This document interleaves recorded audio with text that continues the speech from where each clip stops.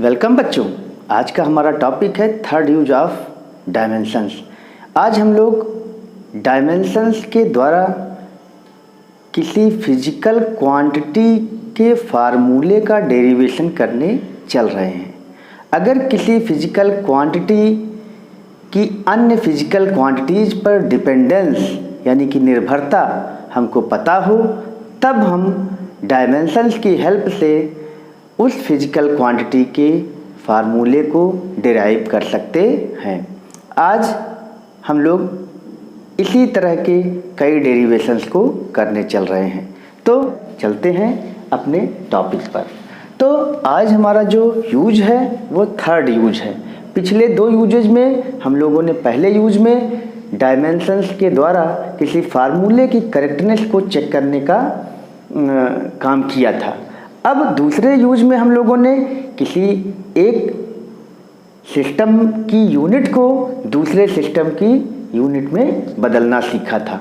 तीसरे यूज में यहाँ पर प्रिंसिपल ऑफ होमोजेनिटी का यूज किया जाएगा। प्रिंसिपल ऑफ होमोजेनिटी कहता है कि अगर कोई फार्मूला करेक्ट है तो LHS और RHS दोनों की डायमेंशंस बराबर होंगी। यहाँ भी हम यही काम इस फार्मूले के डेरिवेशंस में करने चल रहे हैं।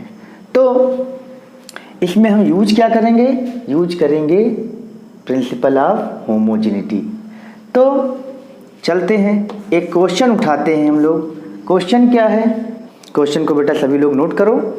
क्वेश्चन है कि if the centripetal force capital F depends upon mass of the body m, velocity of the body v and radius of the circular path r, then derive the expression for centripetal force F। तो अगर ये question हमको करना है तो question में दिया क्या गया है बच्चों? क्वेश्चन में दिया गया है कि हमारी एक फिजिकल क्वांटिटी है F, ठीक है ना। अब हम इस डेरिवेशन को कई स्टेप्स में करेंगे। वो स्टेप्स क्या क्या हैं वो हमको देखना है। हमको जब भी कोई क्वांटिटी दी गई हो, हमको यहाँ क्वांटिटी जिसका डेरिवेशन करना है वो दी गई है F। तो जिस फिजिकल क्वांटिटी का डेरिवेशन करना हो उसको लेफ्ट हैंड साइड रखो। अब इसकी डिपेंडेंस जिस पर हो प्रोपोर्शनलिटी लगा दो। डिपेंडेंस किस पर है? हमने बताया था मास ऑफ द बॉडी। क्वेश्चन तुम लोगों ने नोट कर लिया है। मास ऑफ द बॉडी पर डिपेंडेंस है, तो मास ऑफ द बॉडी पर किस तरीके से डिपेंडेंस है हमको नहीं पता। तो हम मान लेते हैं कि F जो प्रोपोर्शनल है वो m की कोई पावर a पर डिपेंड है। फिर वेलोसिटी पर डिपेंड है, तो वेलोसिटी की भी कुछ पावर होनी चाहिए। कौन सी पावर है हमें पता नहीं है, हमने मान लिया b। और तीसरी फिजिकल क्वांटिटी जिस पर यह डिपेंड है F, वो है radius of the circular path, यानी कि इसकी पावर भी हमको नहीं पता है, मान लेते हैं c। तो we are not known the powers a, b and c in this equation, but if F depends upon mass, velocity and radius, then that will be proportional to these m, v and r at some powers of these quantity।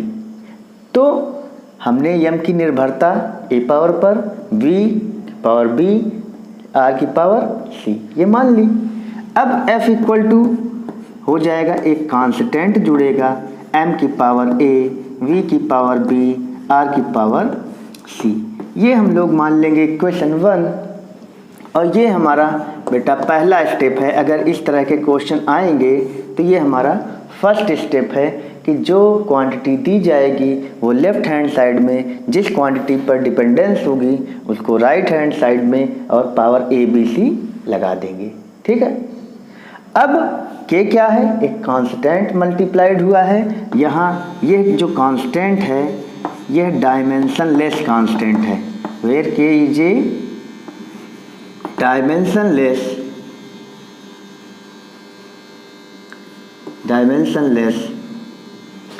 Constant. ये बेटा dimensionless constant है। इसका मतलब है कि ये एक perfect number है, इसकी कोई यूनिट और कोई डायमेंशन नहीं है। अब स्टेप सेकंड हम लोग बेटा करते हैं क्या? अब हम दोनों साइड की डायमेंशंस को पुट कर देंगे। हम जानते हैं कि डायमेंशंस दोनों तरफ की बराबर होनी चाहिए, डायमेंशंस आर द पावर्स। तो पुटिंग डायमेंशंस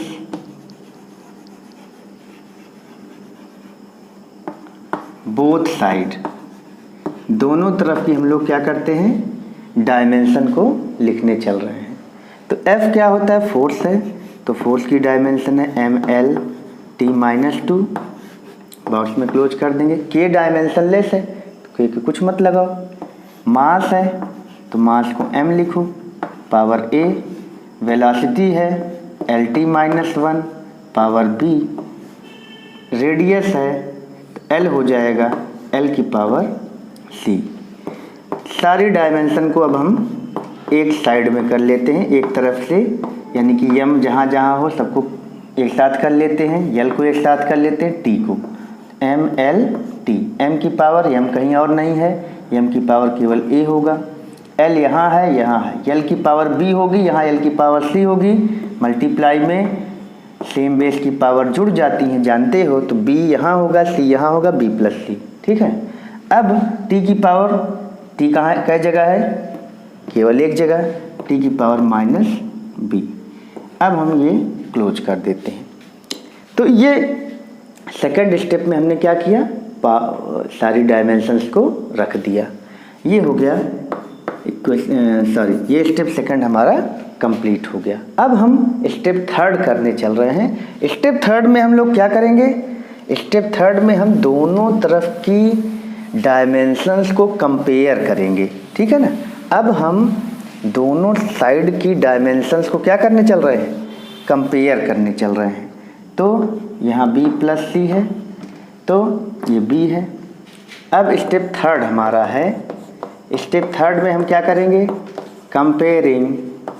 ये सारे जगह पे ऐसा ही होगा, जहाँ भी फार्मूले का डेरिवेशन होगा ये सारे स्टेप फॉलो होंगे। अभी मैं स्टेप लिख दे रहा हूँ, बाद में आपको यहाँ स्टेप का नंबरिंग करने की कोई ज़रूरत नहीं है, ये केवल जानकारी के लिए है। कंपेयरिंग डायमेंशंस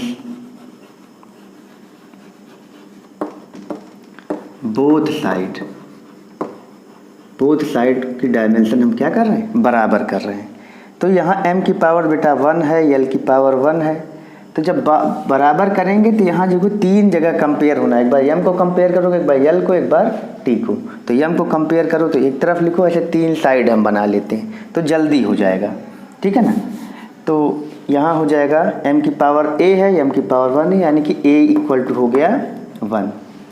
L की पावर 1 है, L की पावर यहाँ है b+c, तो b+c क्या होगा, 1 के बराबर होगा। क्यों, क्योंकि प्रिंसिपल ऑफ होमोजेनिटी कहती है कि जो पावर्स LHS में होंगी किसी फार्मूले में, वही RHS में है। तो डायमेंशंस क्या होती हैं, पावर्स ही होती हैं। तो जो m की पावर LHS में होगी वही m की पावर RHS में, जो L की पावर LHS में वही L की पावर RHS में, जो t की पावर LHS में वो t की पावर RHS में। तो कंपेयर करते हैं। तीसरा कंपैरिजन करोगे बेटा तो t की पावर इधर -b है और लेफ्ट हैंड साइड में यह -2 है, तो यहाँ से b = हो जाएगा 2। अब a आ गया, b आ गया, c नहीं आया है, तो b की वैल्यू यहाँ रख दो। 2 + c = 1, तो c = क्या हो जाएगा, 1 - 2, तो c = हो जाएगा -1। अब हमको a, b और c की वैल्यू मिल गई। तुमने जो अभी नोट किया है इक्वेशन नंबर फर्स्ट, वही हमारा डिराइव्ड इक्वेशन है, लेकिन वहाँ पर a, b, c की वैल्यू हमको मालूम नहीं थी। अब कंपेयर करने पर a, b, c की वैल्यू आ गई। अब स्टेप 4 में हम क्या करेंगे बेटा, स्टेप 4 में हम कर देंगे पुटिंग। ये सारी चीज़ें तुम लोग जब लिखोगे तभी एग्जाम में पूरा नंबर पाओगे, इनमें कोई भी स्टेप तुम्हें छोड़ना नहीं है, एकदम बढ़िया से प्रेम से लगाना है। और ऐसे चाहे जितने क्वेश्चन आएंगे तुम कर लोगे। कंपटीशन में भी इसका बहुत तगड़ा यूज है, अभी वो भी हम क्वेश्चन चलेंगे, लगाएंगे। तो putting the values of a, b and c in equation 1। देखो बेटा, जो हमारा इक्वेशन 1 था वही हमारा मेन इक्वेशन था, वहाँ हमने a, b, c को कुछ मान लिया था। लेकिन अब ए बी सी वास्तव में है क्या, वो यहाँ से निकल आए। अब निकल आए तो रख दो। तो f इक्वल टू क्या हो जाएगा, k m की पावर a थी तो 1 हो गया, v की पावर b थी तो 2 हो गया, r की पावर c थी यानी -1 हो गया। तो f इक्वल टू हो जाएगा k m v square upon r। यही तुम्हारा फार्मूला डेराइव्ड हो गया। तो तुम लिख सकते हो हेंस डेराइव्ड, ठीक है ना। यानी कि के एफ का जो फाइनल फार्मूला है वह तुम्हें मिल गया, ठीक है ना। यहाँ पर के की वैल्यू हम डायमेंशंस की हेल्प से निकाल नहीं सकते। तो ये डायमेंशंस की एक डीमेरिट है कि जब हम डायमेंशन से किसी फिजिकल क्वांटिटी का डेरिवेशन करते हैं तब जो डायमेंशनलेस कांस्टेंट है इसकी वैल्यू को हम डायमेंशंस का यूज करके फाइंड आउट नहीं कर सकते। यहाँ पर जो लोग आगे हम लोग पढ़ेंगे तो एफ की वैल्यू mv²/r आती है सेंट्रीपिटल फोर्स की। तो अगर एफ की वैल्यू mv²/r आ रही है तो जाहिर सी बात है यहाँ के की वैल्यू 1 होगी। तो एक्सपेरिमेंटली और थ्योरेटिकली जब हम इसको डिराइव करते हैं तो यहाँ के की वैल्यू 1 आती है। तो यहाँ पर जनरली किताबों में लिख दिया जाता है, लेकिन हमारा डेरिवेशन केवल इतना ही सही है। अगर यहाँ तक ला के हम हेंस डिराइव कर देते हैं तो आपको पूरा नंबर मिल जाएगा। क्यों? क्योंकि के की वैल्यू आपको यहाँ से नहीं पता हो सकती, ये एकदम क्लियर है, ये जान लो, ठीक है। लेकिन फिर भी एक्सपेरिमेंटली चाहे एक्सपेरिमेंटली आएगे या थ्योरेटिकली आए, इस के की वैल्यू होती है 1। तो देन f इक्वल टू हो जाएगा mv²/r।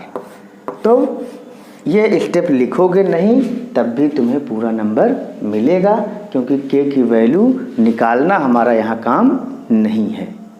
इस तरह से तुम 4 स्टेप में इन डेरिवेशंस को कर सकते हो, ठीक है ना। इसी तरह से एक और क्वेश्चन हम लोग देखने चल रहे हैं। अगला क्वेश्चन बच्चों हमको इसी तरह से फिर डिराइव करना है। क्वेश्चन को आप लोग नोट कर लीजिए, कॉपी कलम निकालिए और नोट करते चलिए। The time period of a simple pendulum capital T depends upon mass of the pendulum m, length of the simple pendulum L, acceleration due to gravity G। Then derive the formula for time period of simple pendulum using dimensional method। तो पुरानी चीज़ें जितने step, चारों step सभी हमने बताए हैं, उन्हीं को हम लोग देखने चल रहे हैं। पहला काम किस फिजिकल क्वांटिटी का डेरिवेशन करना है, टाइम पीरियड का। लेफ्ट हैंड साइड रखो, पहला स्टेप चल रहा है। प्रोपोर्शनल लगाओ, किसके proportional, mass of the pendulum power a कर दो। फिर length of simple pendulum power b कर दो। एक्सेलरेशन ड्यू टू ग्रेविटी पर डिपेंड कर रहा है, उसको भी कर दो, g की पावर c। ये तीनों मल्टीप्लिकेशन में है, ठीक। तो t इक्वल टू क्या हो जाएगा, एक कांस्टेंट का मल्टीप्लाई करो, डायमेंशनलेस कांस्टेंट होगा, m की पावर a, l की पावर b, g की पावर c। हो गया क्वेश्चन नंबर 1। अब a b c की वैल्यू हमें डायमेंशन से निकाल कर यहीं रख देनी है। You will get the desired formula for time period. तो आराम से करते हैं। अब अगला स्टेप क्या है, पुटिंग डायमेंशंस बोथ साइड, ठीक है ना। ये परफेक्ट तरीका है आपको करने का, ये सब चीज़ें छोड़नी नहीं है। एग्जाम चूँकि 11th के बच्चों के लिए खासकर ये बहुत इंपॉर्टेंट प्रश्न है, इनके एग्ज़ाम में ये पूछा ही जाना है, इसलिए ये डेड श्योर प्रश्न हैं, इसलिए इनको हम करा दे रहे हैं। हालांकि कंपटीशन में और कठिन प्रश्न आते हैं, वो भी चलेंगे, लेकिन स्टेप बाय स्टेप। तो डायमेंशन, टाइम पीरियड की डायमेंशन t होती है, t लिख दो। k क्या है यहाँ पर लिखोगे बेटा, where k is dimensionless constant.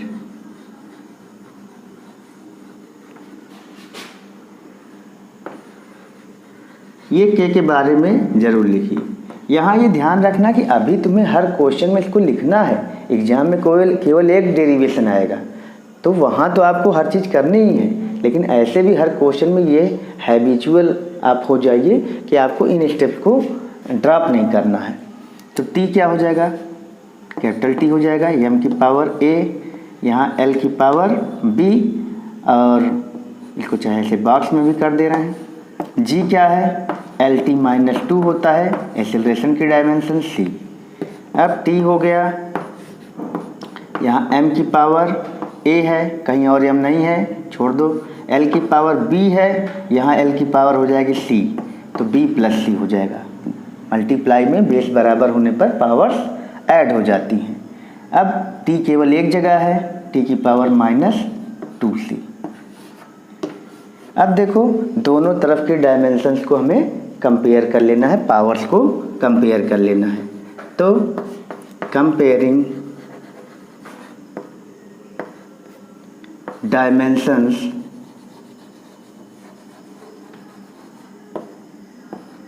Both side.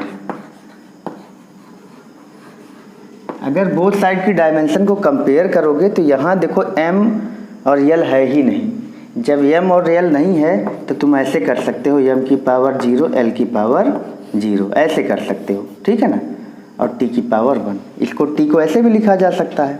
अब दोनों तरफ कंपेयर करना आसान हो गया। अब कंपेयर करोगे तो तुम्हें क्या मिलने लगेगा, कंपेयर करोगे तो यहाँ 3 ऐसे खाना बना लो। a है, a इक्वल टू हो जाएगा 0, यहाँ m की पावर 0, m की power a equal to 0। l की पावर b प्लस c है, अगली तरफ देखो यहाँ l की पावर 0 है तो b प्लस सी 0 हो जाएगा। -2c है, ये हो जाएगा 1 के, तो यहाँ से c की वैल्यू हो जाएगी -2 इधर जाएगा तो -1/2। अब b प्लस c की वैल्यू यहाँ से उठा के -1/2 रख दो बराबर 0, तो b इक्वल टू हो जाएगा +1/2। अब a, b और c तीनों की वैल्यू मालूम हो गई। अब हमारा चौथा स्टेप क्या था, चौथा स्टेप था putting values of a, b and c in equation 1। तो t इक्वल टू हो जाएगा k m की पावर 0, फिर इसके बाद था l था तो l की पावर b थी तो b 1/2 और g की पावर -1/2, ठीक। तो m की पावर 0, इसका मतलब ये मास पर डिपेंड नहीं कर रहा है। अक्सर क्वेश्चन में मास दिया भी नहीं रहता कि मास पे नहीं डिपेंड कर रहा, केवल l और g पे डिपेंड कर रहा है, तो तब उसमें कोई आएगा ही नहीं, a का टर्म ही गायब रहेगा। तो यही दोनों चीज़ें आएंगी, रख देना। तो यहाँ m की पावर 0 का मतलब इस पर कोई डिपेंडेंस नहीं है, मास पर डिपेंड नहीं कर रहा है। l की पावर हाफ है अपॉन g की पावर भी हाफ हो जाएगा, ठीक। l की पावर हाफ हो गया और g की पावर हाफ हो गया।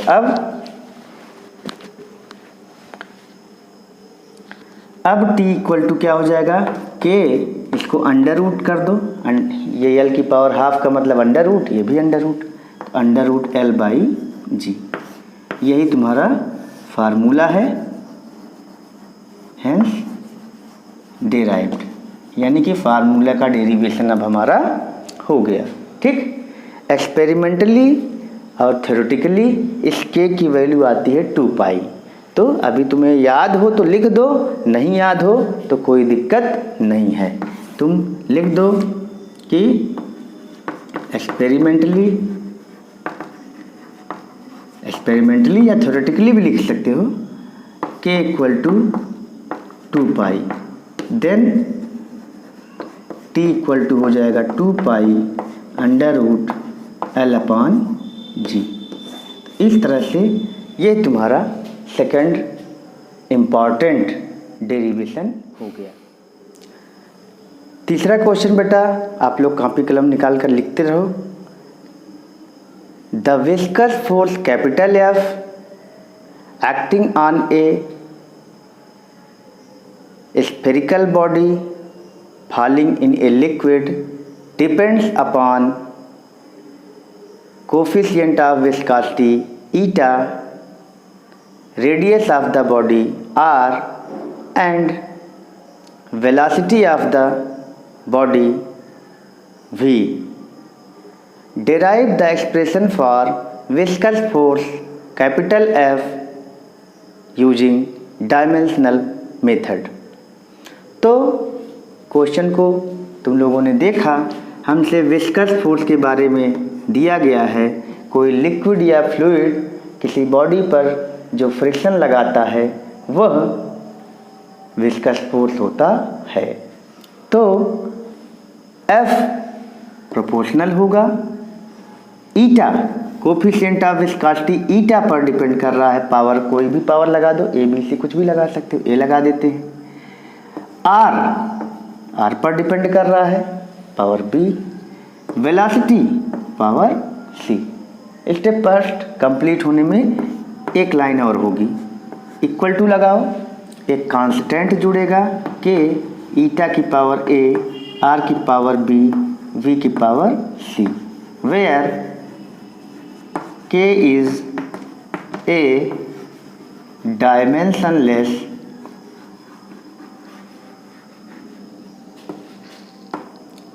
कांस्टेंट। ठीक, अब पुटिंग डायमेंशंस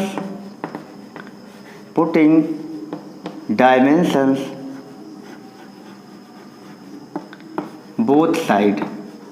ये बच्चों को बढ़िया से नोट्स बनाना, क्यों? क्योंकि ये बहुत इंपॉर्टेंट क्वेश्चंस है, हम बहुत जल्दी कर सकते हैं। कंपटीशन के बच्चों के लिए ये सब फॉर्मेलिटीज ज़रूरत नहीं पड़ती, लेकिन जिनको 11th में अच्छा स्कोर करना है उन्हें ये स्टेप्स ज़रूर आने चाहिए। इससे आपकी लिखने की जो स्ट्रेटजी होती है वो बढ़ती है। ठीक है ना, आपको लिखने की कला मालूम होनी चाहिए फिजिक्स में, अदरवाइज आपकी नोट्स कभी नहीं बन पाएगी और ये घातक हो जाएगा 12th में। तो इसलिए हम बार बार लिख रहे हैं, क्यों? आपके लिए। हमें बहुत आता है, लेकिन आपको एक भी स्टेप छोड़ना ना पड़े, इसलिए हम बार बार लिख रहे हैं।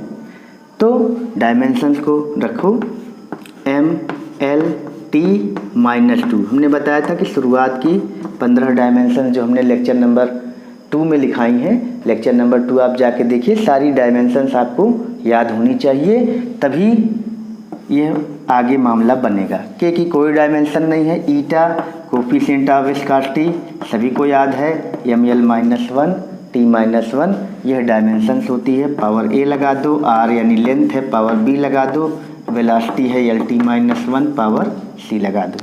ठीक है ना, m l t -2 और पावर एडजस्ट करो बेटा। m देखो कई जगह है, केवल एक जगह है, परेशान ना हो, m की पावर a। l देखो तीनों जगह है, l की पावर यहाँ हो जाएगी -a, यहाँ l की पावर b प्लस b, जोड़ते जाओ, यहाँ l की पावर c है प्लस c, हो गया। t की पावर कई जगह है, दो जगह है, यहाँ t की पावर -a है, यहाँ की t की पावर -c है, तो -a -c हो गया। ये हमारा फर्स्ट स्टेप हुआ, ये हमारा सेकंड स्टेप हुआ। अब थर्ड स्टेप में क्या करना है? इन डायमेंशंस को कंपेयर कर लेना है। ठीक है ना, तो वीडियो को पॉज कर करके बार बार देखो बेटा। तो कंपेयरिंग डायमेंशंस बोथ साइड अगर डायमेंशंस को कंपेयर करोगे बेटा, 3 लाइन खींचो ऐसे, 3 स्टेप, 3 बॉक्सेस बना लो। m की पावर a है, इधर m की पावर 1 है, a1 आ गया। दूसरे में -a plus b plus c, ये वैल्यू हो जाएगी। l की पावर है यहाँ 1 है और यहाँ -a - c इक्वल टू यहाँ पर है -2। ठीक है ना, यानी कि माइनस से मल्टीप्लाई कर दो, a plus C equal to 2। a की वैल्यू 1 है, यहाँ 1 रख दो, 1 प्लस सी इक्वल टू 2। यहाँ ये नहीं लिखना कि a की वैल्यू यहाँ रखने पर, ये सब चीज़ ताम झाम नहीं। तो c equal to 2 - 1 equal to 1 आ गया, c आ गया, a आ गया, रख दो माइनस a की value 1 plus b plus c की वैल्यू 1 बराबर 1। तो -1 + 1 कट के 0 हो गया, तो b इक्वल टू 1। ये वैल्यूज हमको मिल गई। अब पुटिंग, सब में लैंग्वेज एक ही है, values of a b and c इन 1 में रख दो। तो किस चीज़ का था, विस्कस फोर्स का था, इक्वल टू के ईटा की पावर ए था 1 हो गया, आर की पावर बी था 1 हो गया, और बी की पावर सी था वो भी 1 हो गया। तो एफ इक्वल टू फार्मूला आ गया के ईटा आर बी, यही हमारा फार्मूला हो गया। लिखोगे हेंस डेराइव्ड। ठीक है ना, ये परफेक्ट चीज़ है। एक्सपेरिमेंटली के की वैल्यू क्या आती है, याद हो तो लिखो, नहीं तो दैट सफिशिएंट। तो यहाँ पर एक्सपेरिमेंटली के की वैल्यू या तो एक्सपेरिमेंटली आएगी या तो थ्योरेटिकली आएगी या तो दोनों तरह से आएगी। तो यहाँ के की वैल्यू आती है 6 पाई। ठीक, तब then F equal to 6 pi eta r v, ये है हमारा विस्कस फोर्स का फाइनल फार्मूला मिल जाता है। तो इस तरह से बच्चों तुम्हें इस इम्पॉर्टेंट 3 फार्मूलों की जानकारी हो गई। 3 फार्मूलों को हमने डिराइव कर लिया। अगला क्वेश्चन बच्चों ये है, बहुत इंपॉर्टेंट क्वेश्चन ये भी है। The velocity of transverse wave in A stretched string depends upon tension in the string capital T and mass per unit length mu. Derive the expression for velocity of transverse wave in the string using dimensional method। तो फिर से हम लोग देखते हैं, velocity को की dependence हमारी है किस चीज़ें पर, 2 चीज़ों पर, एक स्ट्रिंग के टेंशन पर और एक म्यू पर। Mu is mass per unit length. तो टी की पावर ए कर देते हैं, म्यू की पावर बी कर देते हैं, बड़े आराम से करने चलते हैं। और v इक्वल टू एक कांस्टेंट, डायमेंशनलेस कांस्टेंट, t की पावर a हो जाएगा, म्यू की पावर b हो जाएगा। इक्वेशन नंबर 1 फिर लिखोगे वेयर k इज डायमेंशनलेस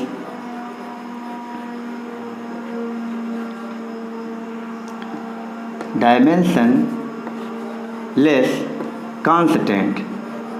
ठीक, putting dimensions both side, putting dimensions both side क्या हो जाएगा, चलो LT-1, के की कोई डायमेंशन नहीं, T क्या है, T is not time here, T is tension in the string. Tension जो होता है वो एक फोर्स होता है, तो टेंशन की डायमेंशन T रख दोगे तो गलत हो जाएगा। T की जगह T नहीं लिखना है, T यहाँ टाइम नहीं है। क्वेश्चन को फिर से रिपीट करके सुन लेना, T जो है वो टेंशन है और टेंशन इज ए फोर्स। तो ML T-2 पावर लगा दो A।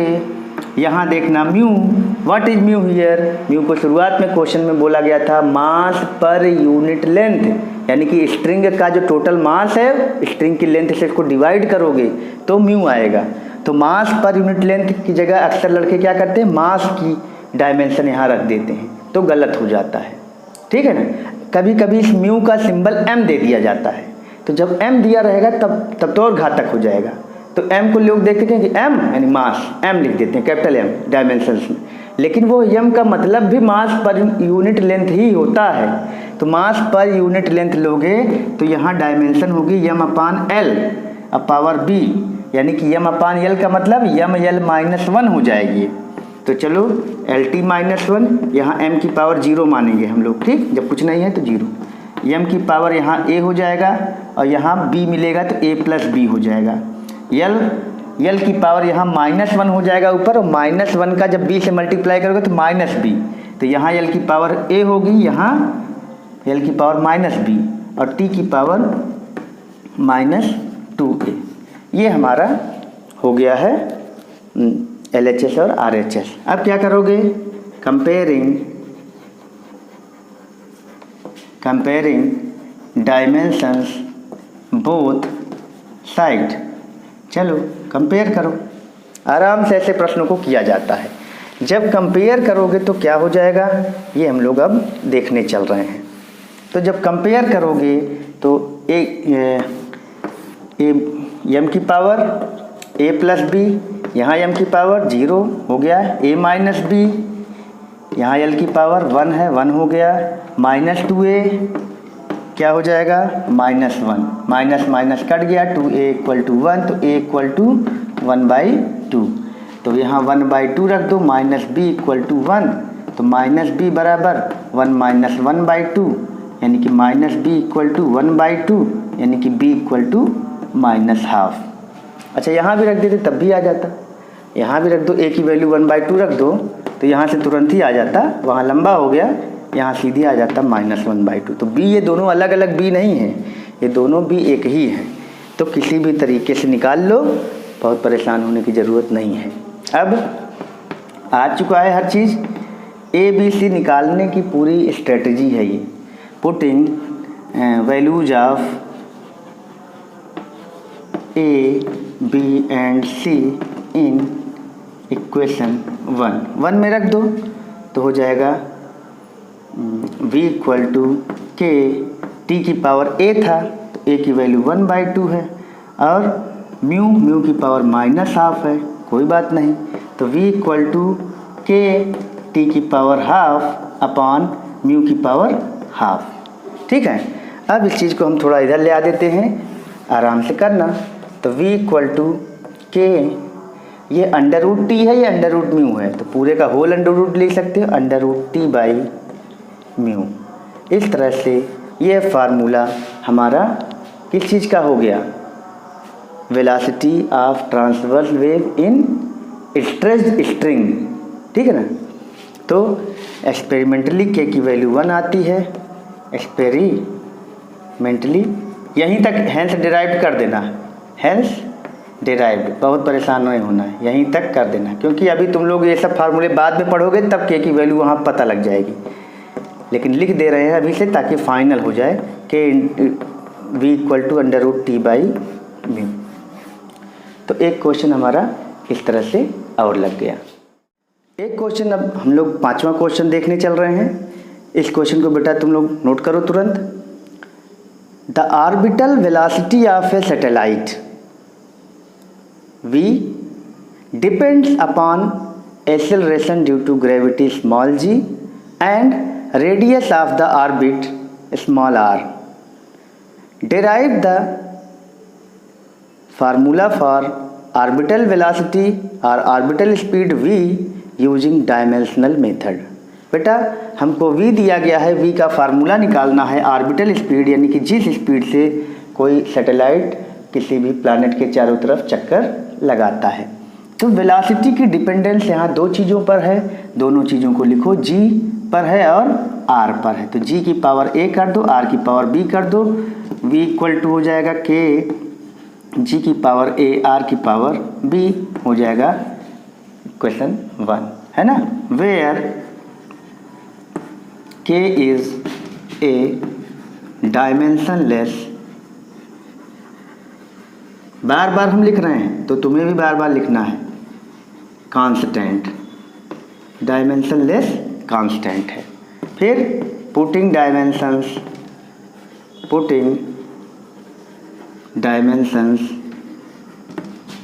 बोथ साइड, यानी कि दोनों तरफ की डायमेंशंस लिखने पर क्या हो जाएगा, LT-1 वेलोसिटी हो जाएगी, k की कोई डायमेंशन नहीं है, GLT-2 है, पावर a है, r है लेंथ की पावर b है, यहाँ m की पावर 0 कर दो, LT-1 है ही, m कुछ नहीं है तो 1 कर दो, 0 कर दो। यहाँ l क्या है, l की पावर क्या है, यहाँ पर बोलो, l की पावर यहाँ a हो जाएगी, यहाँ l की पावर b हो जाएगी, l की पावर a + b, t की पावर -2a। वैसे यहाँ m लिखने की कोई ज़रूरत नहीं थी क्योंकि इधर m है ही नहीं, लेकिन कोई बात नहीं। तो कंपेयरिंग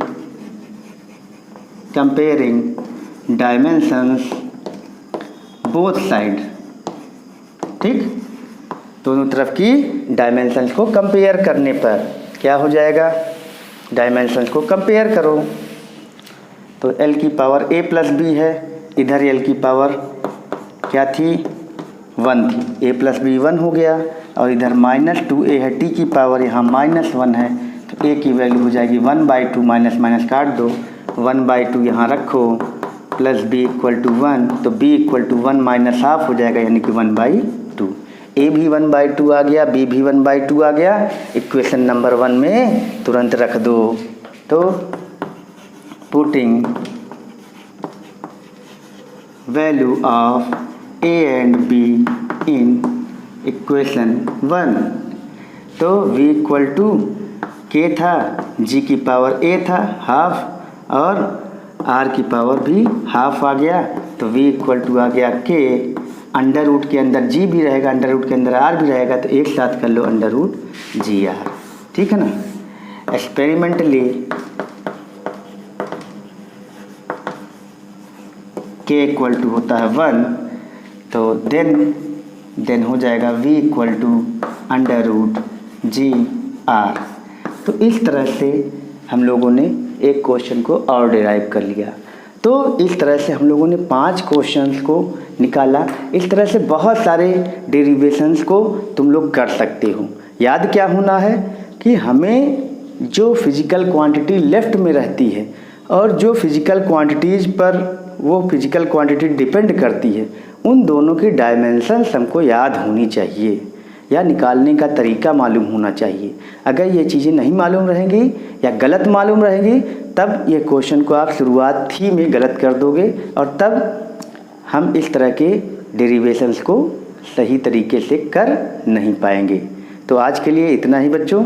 अगर आपको इस तरह की चीज़ों में इंटरेस्ट आ रहा है, मज़ा आ रहा है, तो चैनल को लाइक, सब्सक्राइब और शेयर ज़रूर करिए। और जो आपके इत्र मित्र हों, रिलेटिव्स हों, जो दूर दराज हों, उनको इस वीडियो को शेयर करते रहिए, भेजते रहिए। और जो चीज़ें अच्छी लगें वो भी कमेंट में आप करेंगे तो मेरा मनोबल बढ़ेगा, और जो कुछ आपको और चाहिए इसमें वो भी कमेंट करेंगे, तो हमें और अच्छा लगेगा कि हम उस चीज़ को और मन से उन टॉपिक्स पर वीडियो बनाकर भेज सकेंगे। धन्यवाद बच्चों, गुड बाय।